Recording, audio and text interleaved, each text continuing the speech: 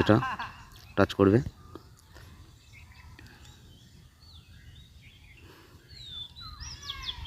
এখানে টাচ করলেই আপনার যদি লগ ইন না করা থাকে তাহলে লগ ইন করে নেবে। এখান থেকে অপশান আছে, ওই যে লগ ইন করার অপশান আছে, এই যে এই জায়গাটায় ওখানে লগ ইন করে নেবে। দেখতে পাচ্ছ ওখানে চ্যানেল সব কিছু। তারপর ভিউজ জানার জন্য এখানে সার্চ করবে।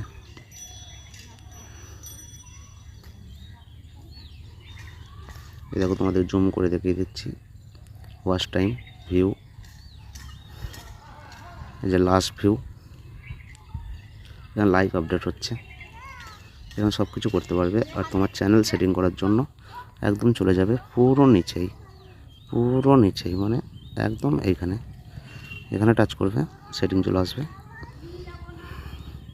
এখানে এসে তোমার সমস্ত সেটিং করে নিতে পারবে। দেখো